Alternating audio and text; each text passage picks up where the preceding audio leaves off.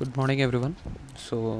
This time we'll be taking up GS3, but in a different format as compared to the other two videos. पिछले दो video में हमने देखा पूरा question paper में से चार पांच क्वेश्चन हमने उठाए and the video was of a longer format करीबन 20-25 मिनट का. So this time I'll try and break down the entire paper in smaller topics. The first of all being crowding in effect, जो कि हमारा GS3 में question number 4 था. सो crowding in effect देखने से पहले will be looking at a small recap of the important terms in Indian economy. The first being fiscal. Fiscal is nothing but which pertains to revenue और government taxes, जो income होता है government का. And next the fiscal year is between 1 April and 31 March, जो कि हमको पता ही है. And the fiscal deficit is nothing but the difference between government expenditure and government income. जितना इनकम गवर्नमेंट को मिलता है, by taxes, GST, duties, customs, whatever, और जो एक्सपेंडिचर करता है गवर्नमेंट रिगार्डिंग कैपिटल फॉर्मेशन और सोशल वेलफेयर, उन सब के बीच में at any given year there is a particular difference. तो उस डिफरेंस को ही हम फिजिकल डेफिसिट बोलते हैं. Now to control the economy, the central government formulated the fiscal policy, which is also done by the state governments. And while controlling the money supply in the country, the monetary policy is formulated by the RBI, that is the central bank.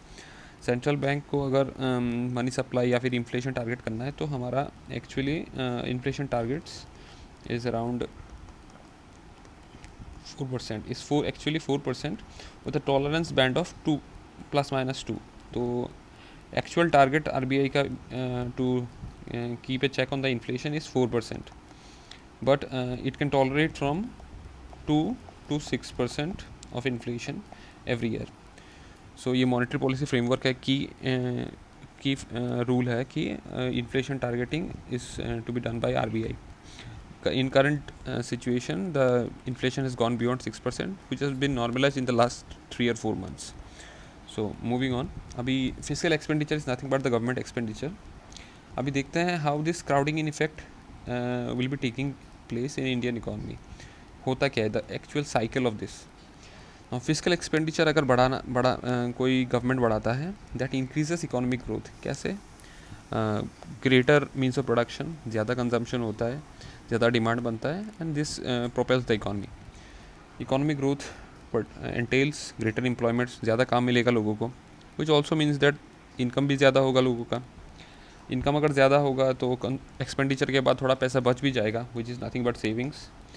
Savings अगर बढ़ जाए तो tertiary needs जो होते हैं पर वो बढ़ेंगे, प्राइवेट एक्सपेंडिचर बढ़ेगा, ऑटोमोबाइल में ज़्यादा बिकेंगे, गुड्स एंड सर्विसेज में ज़्यादा वो होगा, ज़्यादा स्पर होगा, which is nothing but return here greater demand for goods and services and increase private investment for greater production. अगर किसी मार्केट में डिमांड पैदा होता है, so definitely there will be private players coming in to fulfill that demand. So this is nothing but private investment. Increase private investment for greater production. जितना ज़्यादा production होगा उतना ज़्यादा बेनिफिट होगा प्राइवेट प्लेयर्स को, and so the demand in the market will also be met. This is nothing but crowding in effect. Private players का economy में आना, taking part in getting a greater part in the production process is nothing but crowding in effect, जो कि हमारे union budget 2023 में outline किया गया.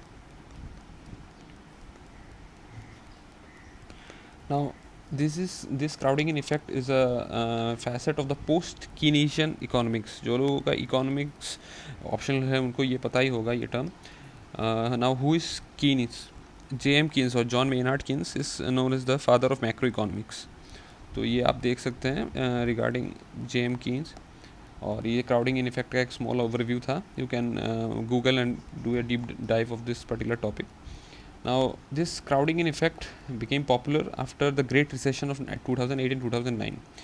ये 2008-2009 का ग्रेट रिसेशन स्टार्ट हुआ था from United States of America, जिसके ऊपर एक छोटा सा मूवी बना था, द बिग शॉट. उसमें क्रिश्चियन बेल थे, ब्रैड पिट भी थे. It's a very good movie, very technical. I recommend you to watch it. Subprime lending crisis हुआ था यूनाइटेड स्टेट्स में, एक हाउसिंग बबल बर्स्ट हुआ था, which actually became the reason for the great recession of 2008 and 2009.